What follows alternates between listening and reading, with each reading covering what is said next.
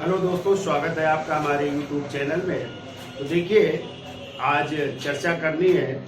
उच्चतम न्यायालय की चर्चा कर रहे थे और पिछले टॉपिक में हमने जो है उच्चतम न्यायालय के न्यायाधीशों यानी मुख्य न्यायाधीशों के कार्यकाल और उनके समय की चर्चा की थी।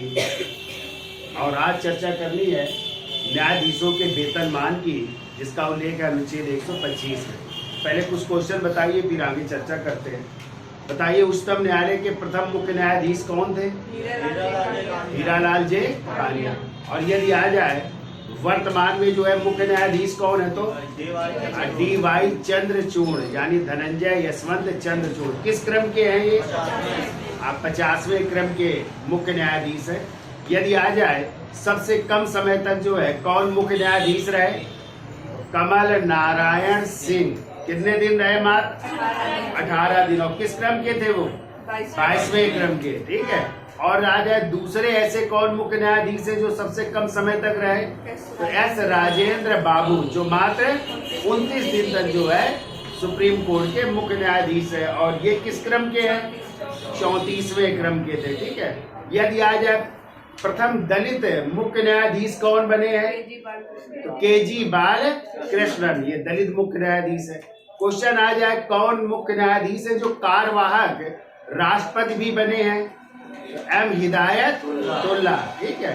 फिर हमने आपको पढ़ाया कौन से ऐसे मुख्य न्यायाधीश है जिनकी कार्यकाल के दौरान मृत्यु हुई। तो हमने आपको पढ़ाया, एक तो प्रथम मुख्य न्यायाधीश हीरालाल जे कानिया, और इसके बाद सव्यसाची मुखर्जी, जो किस क्रम के थे?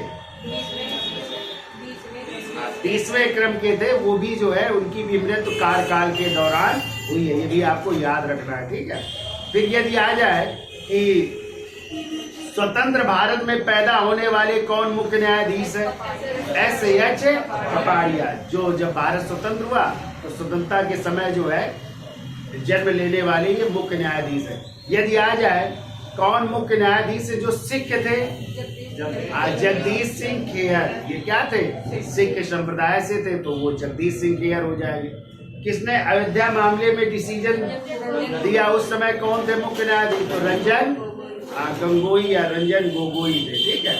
तो ये मेन जो है मुख्य न्यायाधीश है जिनके बारे में आपको याद रखना है। कौन ऐसे मुख्य न्यायाधीश है जो राष्ट्रपति का चुनाव लड़े हैं? के सुब्बा राव। ठीक है। इन्होंने जो है काहे का चुनाव लड़ा है? राष्ट्रपति का चुनाव भी लड़ा है। ठीक है। अच्छा, कौन पहली महिला न्यायाधीश है सुप्रीम कोर्ट की? मीरा साहिब फातिमा बीवी, जो कहाँ की राज्यपाल रही हैं? तमिलनाडु की। कहाँ की रही हैं? तमिलनाडु की राज्यपाल भी रही हैं। ठीक है। तो चलिए आज आगे चर्चा कर लेते हैं वेतन भत्ते और वेतन भत्तों का उल्लेख है अनुच्छेद 125 में। तो आपको पता है न्यायाधीशों के वेतन को निर्धारित करने का कार्य किसके पास है? संसद। कौन निर्धारित करती है?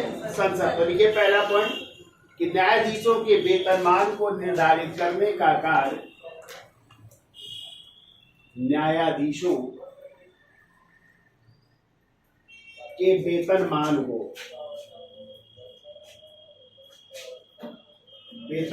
को निर्धारित करने का कार्य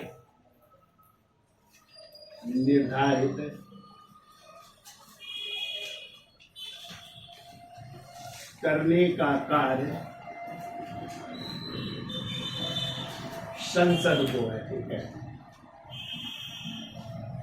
संसद को है। और आपको पता है 2018 में उच्चतम न्यायालय एवं उच्च न्यायालय संशोधन अधिनियम पास हुआ था, और उसके तहत जो है मुख्य न्यायाधीश और अन्य न्यायाधीशों के वेतनमान में क्या की गई है? बढ़ोतरी की गई है। ठीक है। तो अगला पॉइंट देखो, वर्तमान में देखिए, वर्तमान में उच्चतम न्यायालय, वर्तमान में उच्चतम न्यायालय एवं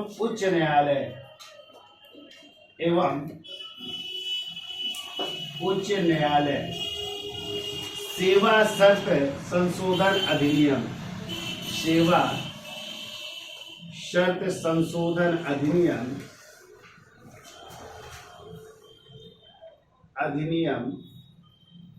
2018 द्वारा न्यायाधीशों के वेतनमान में वृद्धि की गई। न्यायाधीशों के वेतनमान में वृद्धि की गई है।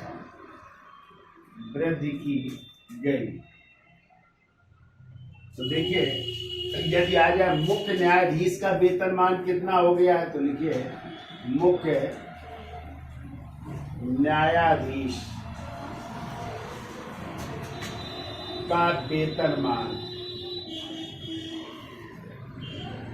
मुख्य न्यायाधीश का वेतनमान है 2,80,000 है। 2,80,000 पहले कितना था? 1,00,000 हुआ करता था। ठीक है, लिख लेना, पहले 1,00,000 था मुख्य न्यायाधीश का। ठीक है, और वर्तमान में हो गया 2,80,000। ठीक है, ये दूसरा लिखिए अन्य न्यायाधीशों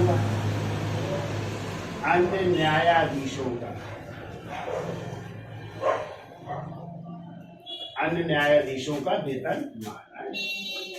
अन्य न्यायाधीशों का हो गया 2,50,000 है।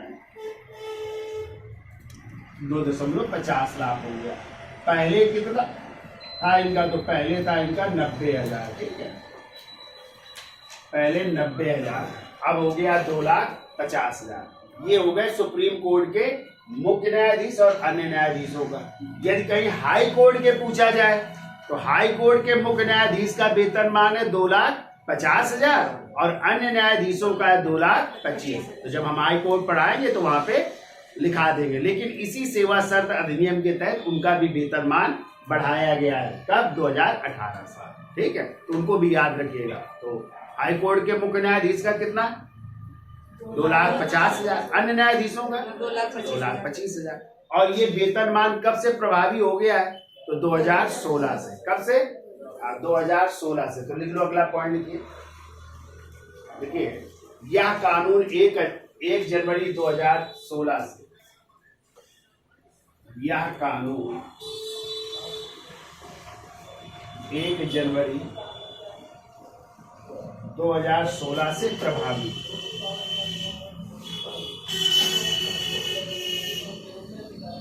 1 जनवरी 2016 से प्रभावी। अब आपको पता है कि इनका जो वेतनमान होता है न्यायाधीशों का, वो कहां से दिया जाता है? तो भारत की संचित निधि से वेतनमान भी दिया जाता है और पेंशन भी दी जाती है। ठीक है, जबकि हाई कोर्ट के जो न्यायाधीश होते हैं उनका वेतनमान तो राज्य की संचित निधि से, जिस राज्य में वो न्यायाधीश है वहां की राज्य की संचित निधि देगी, लेकिन उनको पेंशन कौन देगी? भारत की संचित निधि। ये आपको याद रखना, पीछे भी हम पढ़ाए हैं। ठीक है, तो याद रखना, वहां पे फिर लिखा देंगे। तो लिखिए, अगला पॉइंट लिखिए। देखो, उच्चतम न्यायालय के न्यायाधीशों के वेतन भत्ते, उच्चतम न्यायालय के न्यायाधीशों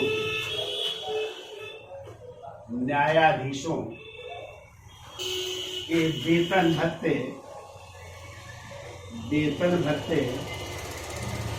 एवं पेंशन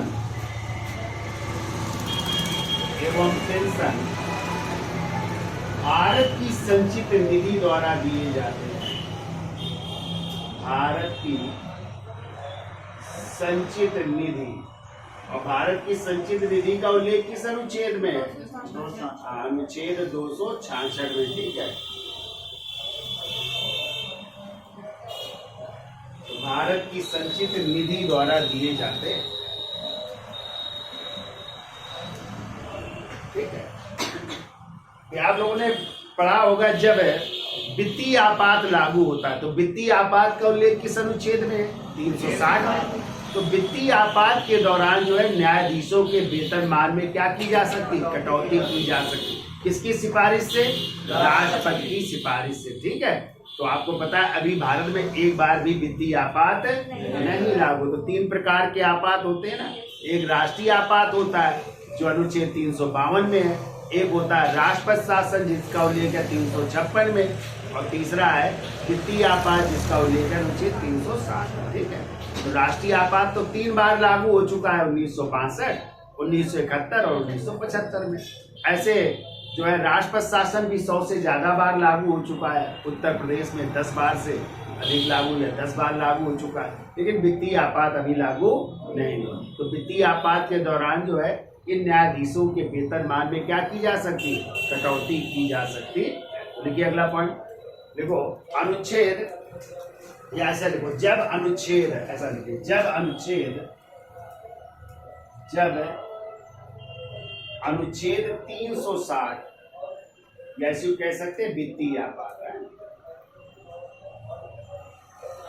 जब अनुच्छेद 360 या वित्तीय आपात लागू हो तो वित्तीय आपात लागू हो तो उच्चतम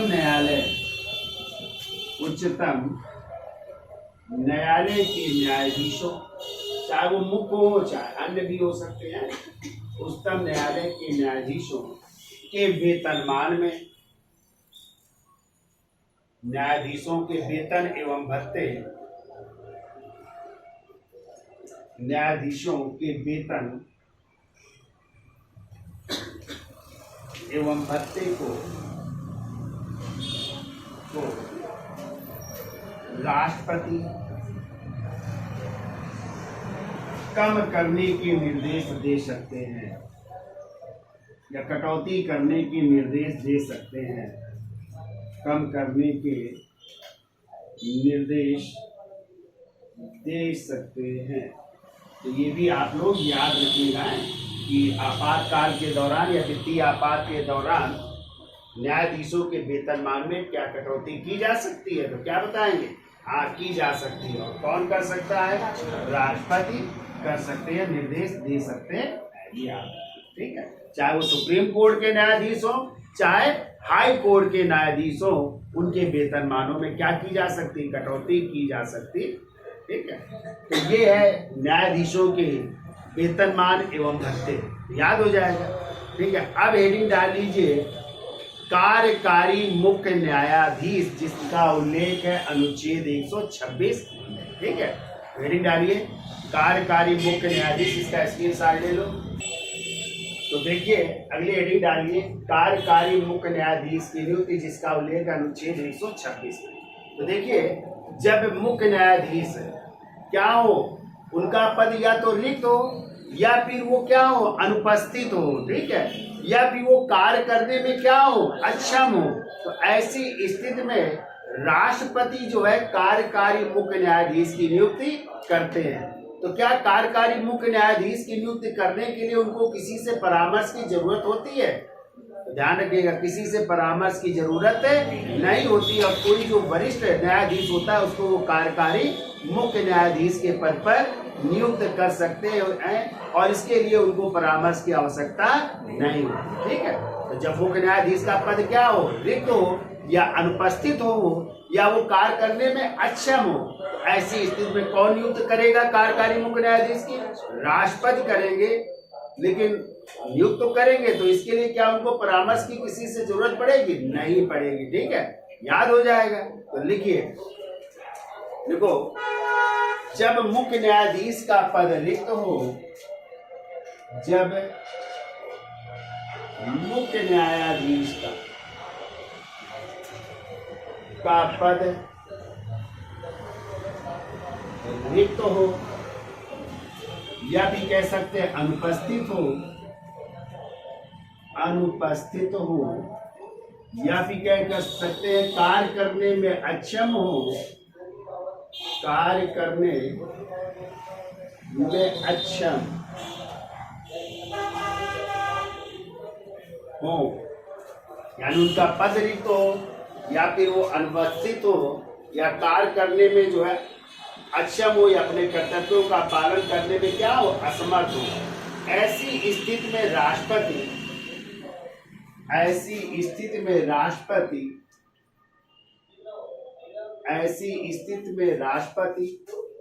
अन्य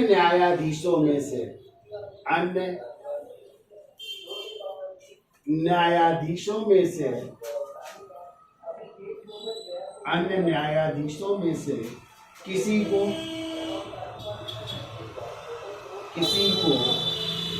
कार्यकारी मुख्य न्यायाधीश के पद पर कार्यकारी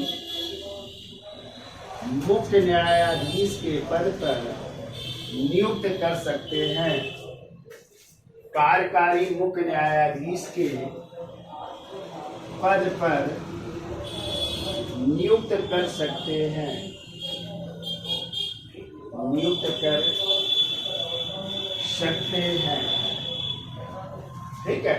और इसके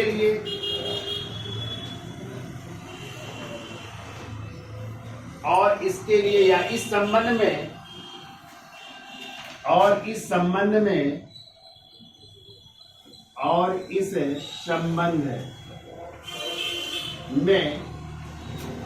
उनको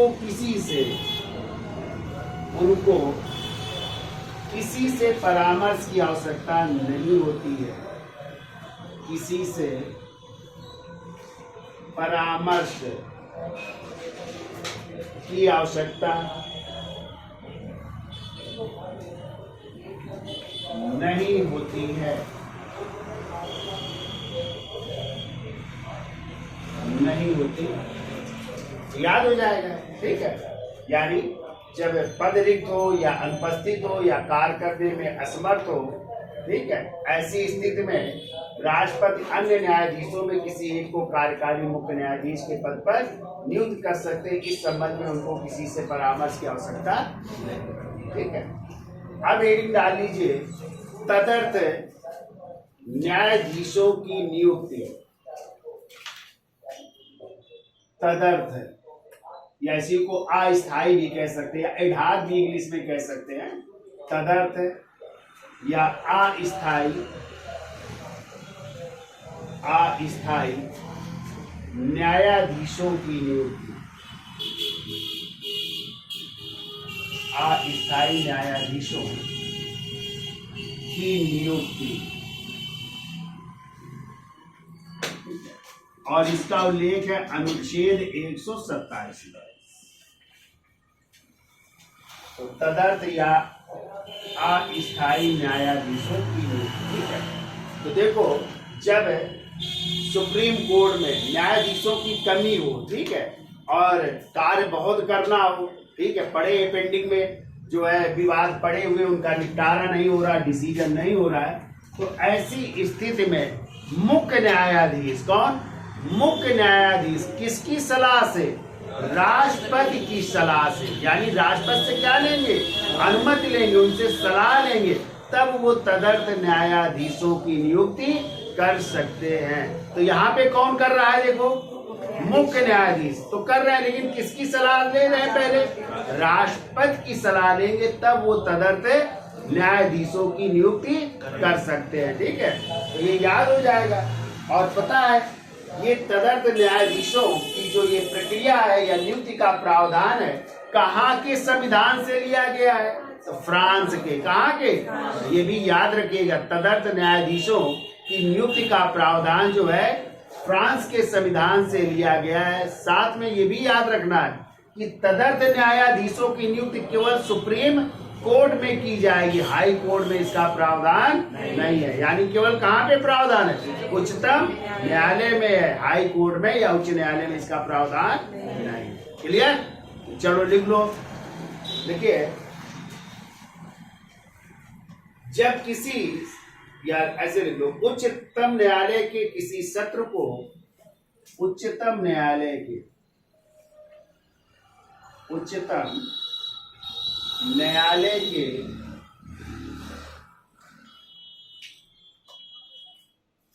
किसी सत्र को आयोजित करने या चालू रखने के लिए, आयोजित करने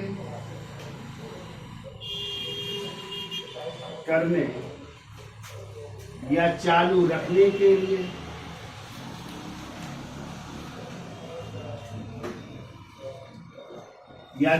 रखने के लिए स्थायी न्यायाधीशों का अभाव हो, स्थायी न्यायाधीशों का अभाव हो, स्थायी न्यायाधीशों का अभाव हो, तब मुख्य न्यायाधीश राष्ट्रपति की सलाह से, तब मुख्य न्यायाधीश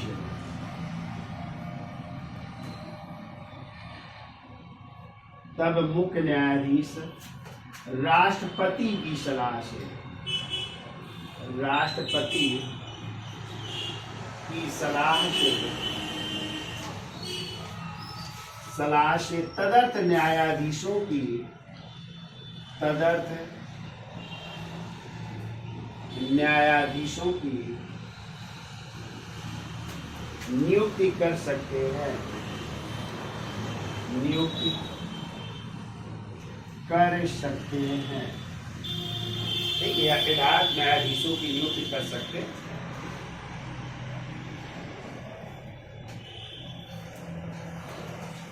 देखो अगला पॉइंट देखो, किसी उच्च न्यायालय के ऐसे न्यायाधीश को, किसी उच्च न्यायालय के, कहां से ये न्यायाधीश आएंगे?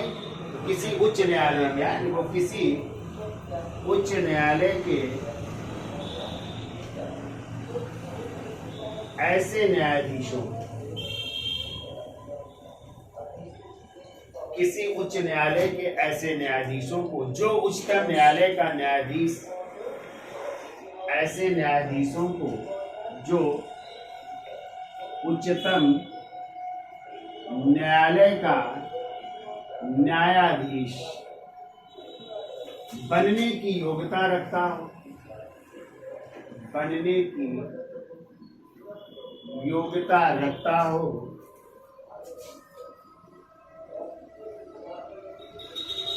बनने की योग्यता रखता हो, संबंधित उच्च न्यायालय के मुख्य न्यायाधीश से परामर्श कर, संबंधित मतलब जहां से वो आएगा, संबंधित उच्च न्यायालय के,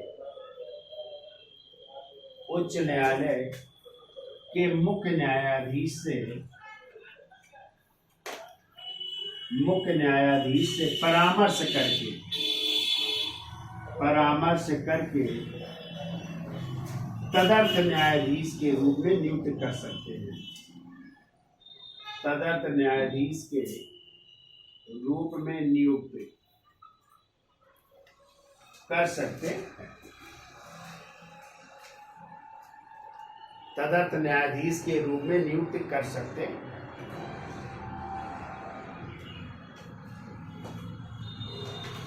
अगला पॉइंट को देखो, सर्वोच्च न्यायालय में तदर्थ न्यायाधीशों,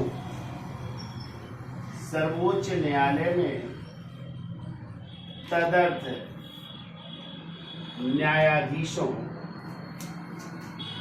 न्यायाधीशों की नियुक्ति के संबंध में प्रावधान,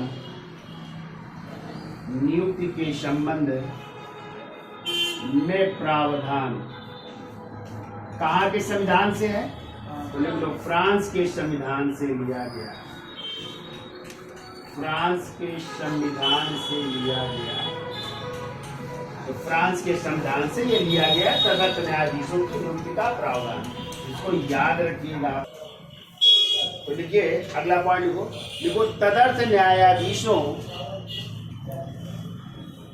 या तदर्थ न्यायाधीश केवल, तदर्थ न्यायाधीश केवल उच्चतम न्यायालय में नियुक्त किए जाते हैं। कहाँ पे ये नियुक्त होंगे? उच्चतम न्यायालय में नियुक्त किए जाते हैं, उच्च न्यायालय में इसका प्रावधान नहीं है। तदर्थ न्यायाधीश केवल उच्चतम न्यायालय में ही नियुक्त किए जाते हैं, उच्च न्यायालय में नहीं। याद हो जाएगा भाई। तदर्थ न्यायाधीशों की नियुक्ति कौन करते हैं? मुख्य न्यायाधीश, लेकिन किसके परामर्श से? राष्ट्रपति के परामर्श से। जब जो है किसी सत्र को आयोजित करने के लिए जो स्थायी न्यायाधीश है उनका क्या हो, अभाव हो, तो ऐसी स्थिति में मुख्य न्यायाधीश राष्ट्रपति की सलाह से नियुक्त कर सकते हैं। और इस संबंध में जो है कहाँ से लाए जाएंगे?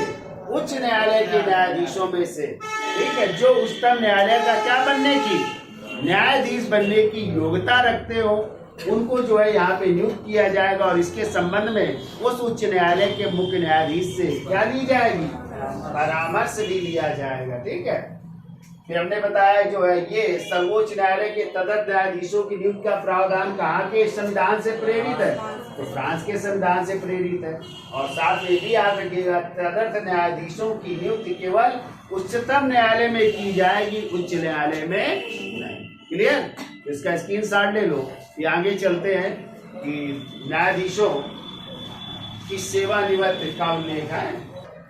तो देखिए अगली हेडिंग डालिए, सेवानिवृत्त न्यायाधीश की नियुक्ति, जिसका उल्लेख अनुच्छेद 128 में। ठीक है, तो देखो कहा गया इसमें कि भारत के मुख्य न्यायाधीश को ये अधिकार है कि वो आवश्यकता पड़ने पर, ठीक है, आवश्यकता पड़ने पर राष्ट्रपति की अनुमति से या राष्ट्रपति की पूर्व अनुमति से जो है किसकी नियुक्ति कर सकता है, मतलब सेवानिवृत्त न्यायाधीशों की नियुक्ति कर सकता है। और कौन से सेवानिवृत्त, चाहे वो उच्चतम न्यायालय के हों चाहे उच्च न्यायालय के जो है सेवानिवृत्त न्यायाधीश हैं, तो उनकी जो है नियुक्ति कर सकता है। ठीक है, ये किसको अधिकार दिया गया है, सर्वोच्च न्यायालय के मुख्य न्यायाधीश को। ठीक है, या कार्य करने की या उनको बैठने की जो है उसके लिए नियुक्ति कर सकता है कौन, सर्वोच्च न्यायालय का मुख्य न्यायाधीश। ठीक है, तो लिख लो, लिखिए, भारत के मुख्य न्यायाधीश को यह अधिकार दिया गया है कि भारत के मुख्य न्यायाधीश को, भारत के मुख्य न्यायाधीश को यह अधिकार दिया गया है कि, यह अधिकार दिया गया है कि आवश्यकता पड़ने पर, कि आवश्यकता पड़ने पर वह राष्ट्रपति की पूर्व अनुमति या सहमति से, आवश्यकता पड़ने पर वह राष्ट्रपति की अनुमति से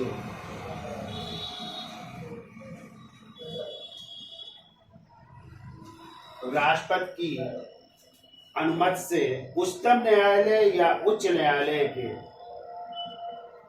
उच्चतम न्यायालय, उच्चतम न्यायालय या उच्च न्यायालय के, उच्च न्यायालय के कौन से न्यायाधीश, सेवानिवृत्त है, उच्च न्यायालय के किसी अवकाश प्राप्त न्यायाधीश को, उच्च न्यायालय के किसी अवकाश प्राप्त न्यायाधीश को, अवकाश प्राप्त या सेवानिवृत्त न्यायाधीश को, अवकाश प्राप्त न्यायाधीश को सर्वोच्च न्यायालय में, सर्वोच्च न्यायालय के न्यायाधीश के रूप में, आवश्यकता प्राप्त न्यायाधीश को सर्वोच्च या उच्चतम न्यायालय के न्यायाधीश के रूप में, उच्चतम न्यायालय के न्यायाधीश के रूप में बैठने या कार्य करने का आग्रह कर सकता है, के रूप में बैठने या कार्य करने का, या कार्य करने का आग्रह या अनुरोध, कुछ भी कह सकते हैं, आग्रह या अनुरोध कर सकता है, अनुरोध कर सकता है। ठीक है, अब उस बात को मानना या ना मानना उस न्यायाधीश पर निर्भर करेगा कि वो कार्य करने के लिए इच्छुक है या नहीं। ठीक है, कोई जोर जबरदस्ती नहीं है। ठीक है, तो आगे जोड़ लो। देखिए, वो ऐसा न्यायाधीश कार्य करने के लिए ऐसा लिख लो, ऐसा कार्य करने के लिए न्यायाधीश सहमति या असहमति दे सकता। ऐसा कार्य करने के लिए न्यायाधीश सहमति या असहमति दे सकता है।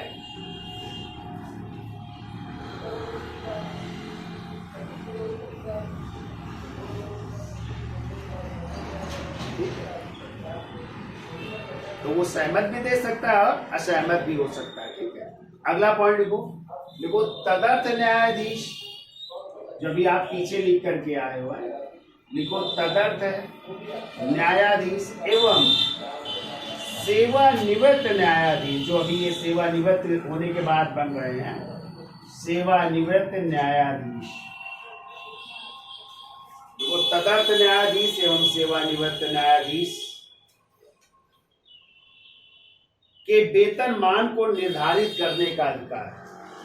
सेवानिवृत्त न्यायाधीश के वेतनमान को निर्धारित करने का कार्य या निर्धारित करने का अधिकार को निर्धारित करने का अधिकार राष्ट्रपति के पास है। करने का अधिकार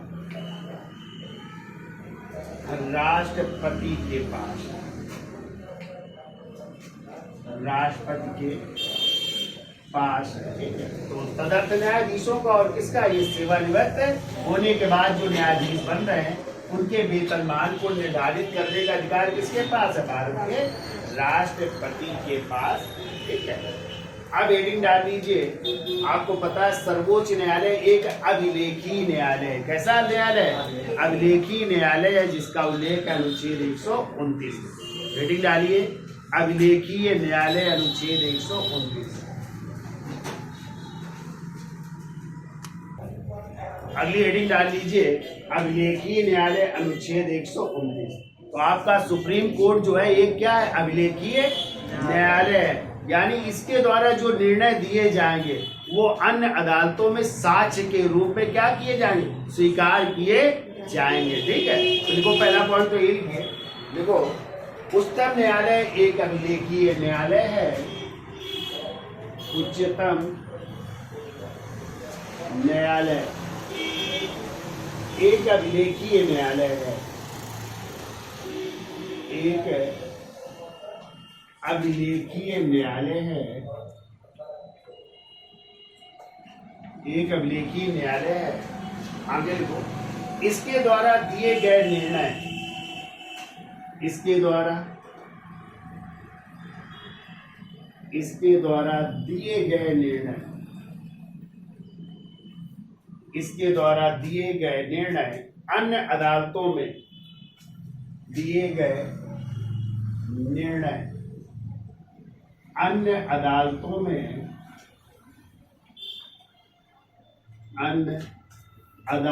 में साक्ष्य के रूप में प्रस्तुत किए जाते हैं।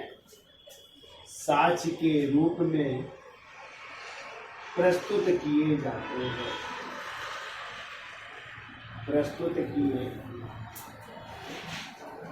हैं। यानी जो ये निर्णय देगा सुप्रीम कोर्ट, उसको साक्ष्य के रूप में किन अन्य अदालतों में दिए जा सकते हैं। ठीक है, लिख लो, अर्थात इसका आदेश लिखित होता है। अर्थात इसका आदेश, अर्थात इसका आदेश लिखित होता है। इसका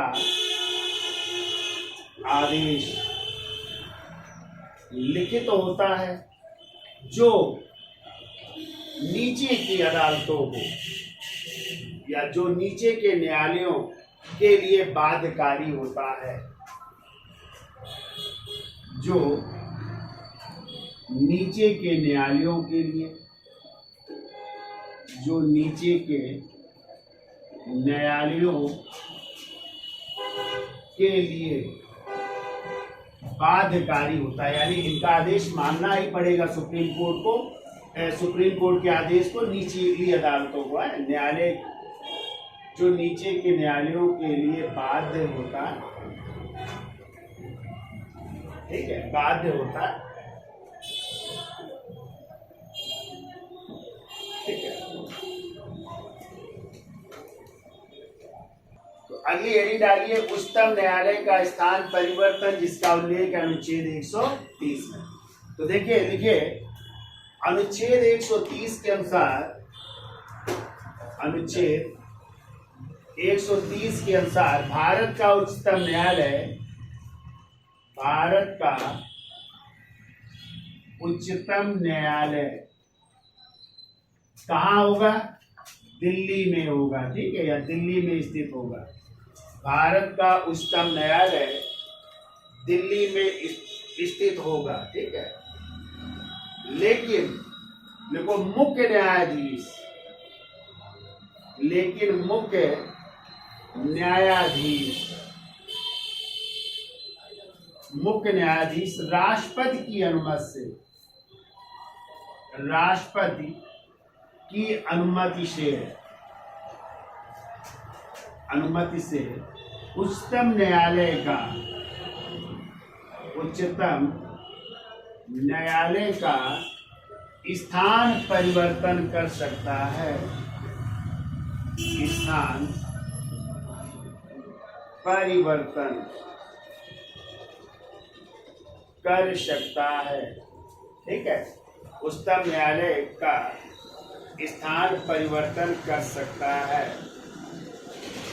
या कह सकते हैं इसकी सुनवाई कहीं भी कर सकता है, सुनवाई कहीं भी कर सकता है। भाई उच्चतम न्यायालय तो जाएगा नहीं, ठीक है, न्यायाधीश जा सकते हैं, कहीं पे भी सुनवाई कर सकते हैं, ठीक है, कहीं पर भी सुनवाई कर सकते हैं।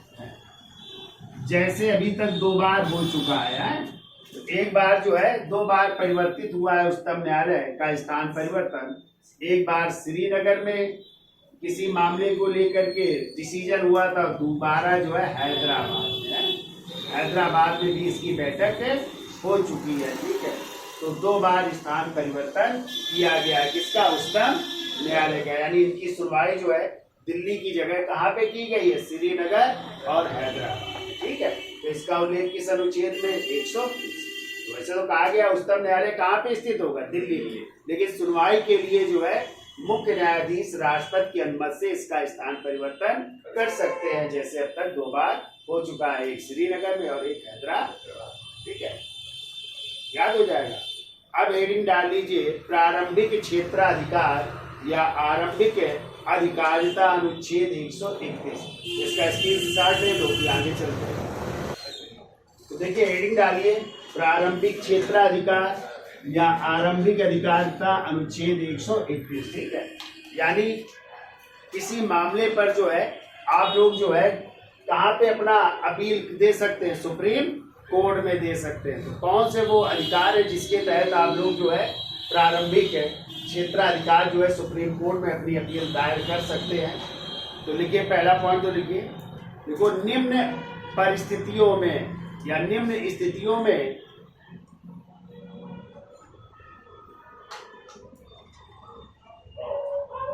पहली अपील सुप्रीम कोर्ट में की जा सकती है।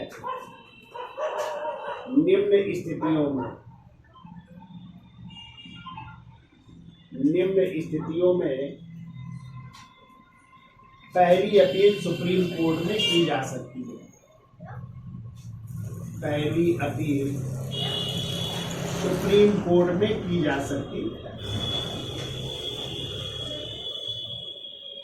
सुप्रीम कोर्ट में की जा सकती है, ठीक है। नंबर 1 लिखो, नंबर 1 लिखो, अनुच्छेद 32 के तहत, अनुच्छेद 32 के तहत मूल अधिकारों के उल्लंघन पर, मूल अधिकारों के उल्लंघन पर, यदि आपके मूल अधिकारों का उल्लंघन हो रहा है तो आप लोग जो है अनुच्छेद 32 के तहत कहाँ जा सकते हो? Supreme court. और अनुच्छेद 226 के तहत हाई कोर्ट जा सकते हो। पीछे हमने पढ़ाया है, ठीक है। तो एक इस स्थिति में आप लोग सीधे डायरेक्ट कहाँ जा सकते हो? सुप्रीम कोर्ट जा सकते हो, ठीक है। फिर को यदि किसी मुकदमे में एक पक्ष भारत सरकार हो, यदि किसी मुकदमे में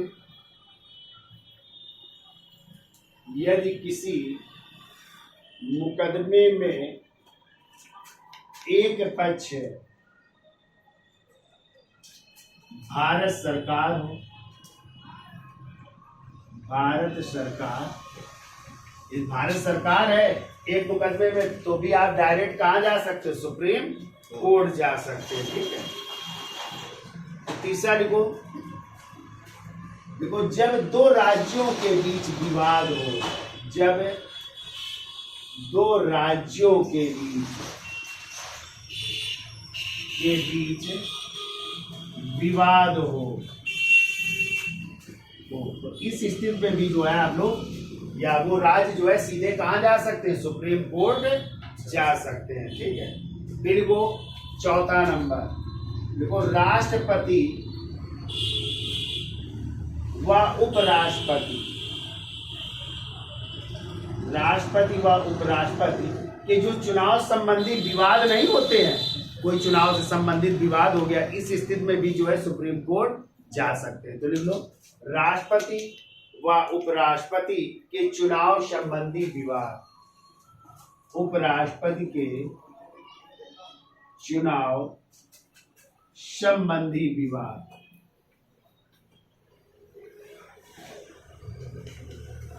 चुनाव संबंधी विवाद पर, ठीक है। फिर लोग सांसद, मानो सांसदों के विवाद है, कोई सांसद व राज्य विधानमंडल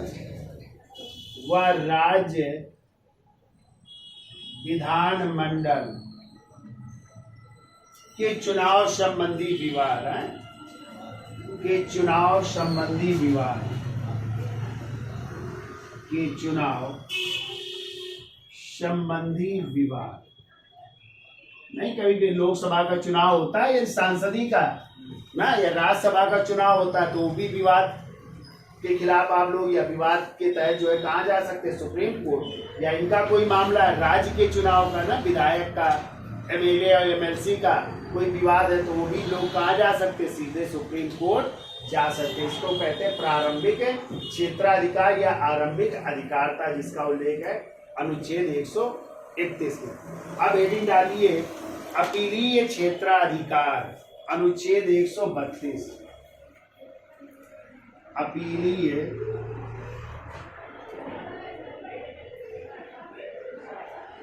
क्षेत्राधिकार अनुच्छेद 132।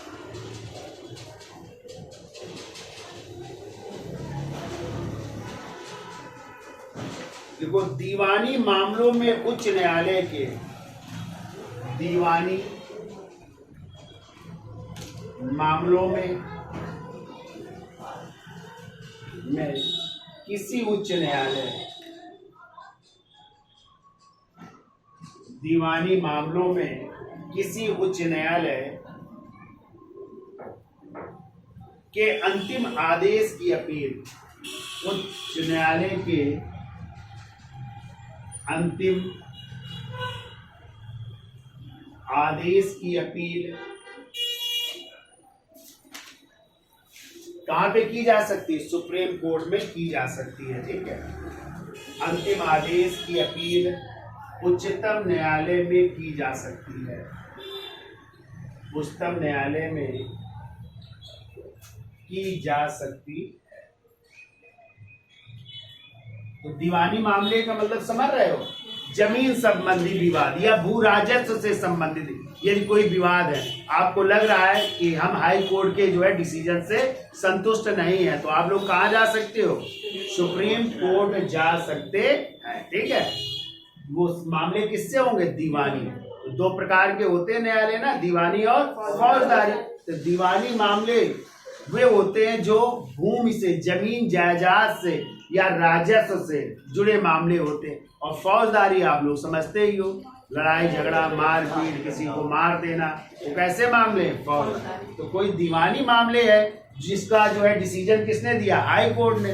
अब उस डिसीजन से आप संतुष्ट नहीं है तो आप कहाँ जा सकते हो? सुप्रीम कोर्ट जा सकते। क्लियर हुआ?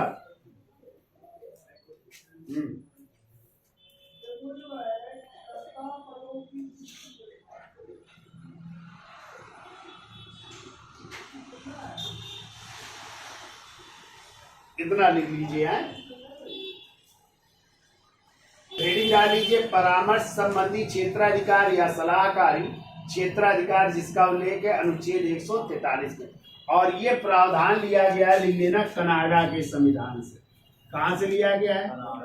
कनाडा के संविधान से लिया गया है। ठीक है, तो देखिए इसमें कहा गया राष्ट्रपति को जो है सुप्रीम कोर्ट से सलाह लेने का अधिकार है। ठीक है, तो लिखिए, सर्वोच्च न्यायालय, सर्वोच्च न्यायालय, सर्वोच्च न्यायालय अनुच्छेद 138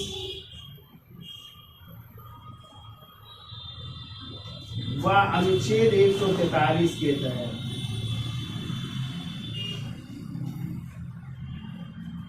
अनुच्छेद 138 व अनुच्छेद 143 के तहत राष्ट्रपति को सलाह दे सकता है। के तहत राष्ट्रपति को सलाह दे सकता है।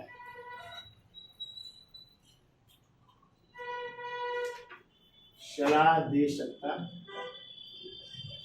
सलाह देने की बात की गई है सुप्रीम कोर्ट द्वारा, किसको? राष्ट्रपति को। ठीक है,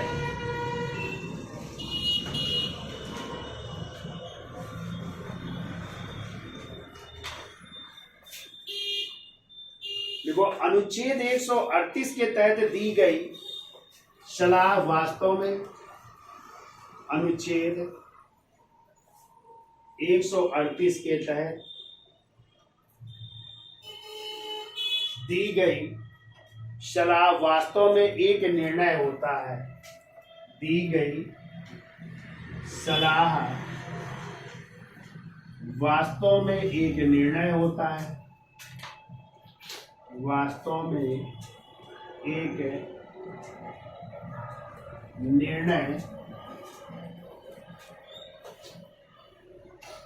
निर्णय होता है जिसे मानना बाध्यकारी होता है। जिसे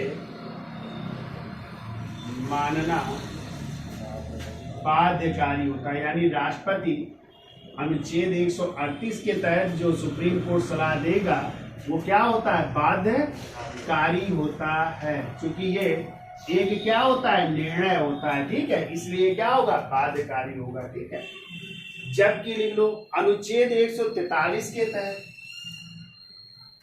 जबकि अनुच्छेद 143 के तहत दी गई सलाह बाध्यकारी नहीं होती है।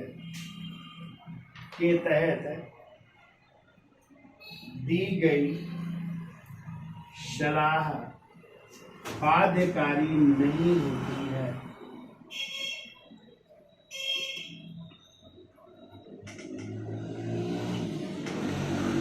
बाध्यकारी नहीं होती है। फिर लिख लो अनुच्छेद 143 ये भी कहता है साथ में, अनुच्छेद 143 के तहत राष्ट्रपति द्वारा मांगी गई सलाह को, 43 के तहत राष्ट्रपति द्वारा मांगी गई सलाह को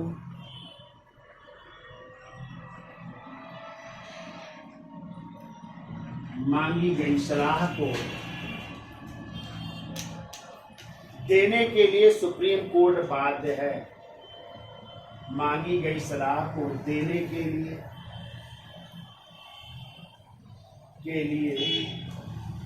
सुप्रीम कोर्ट बाध्य या उच्चतम न्यायालय बाध्य है।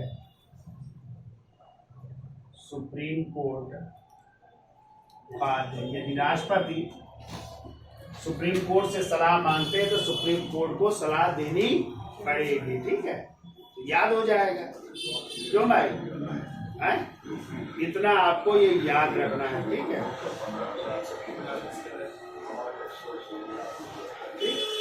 इतना रखते हैं आज के लिए। तो वीडियो अच्छा लगा हो तो लाइक शेयर और सब्सक्राइब करिए। धन्यवाद।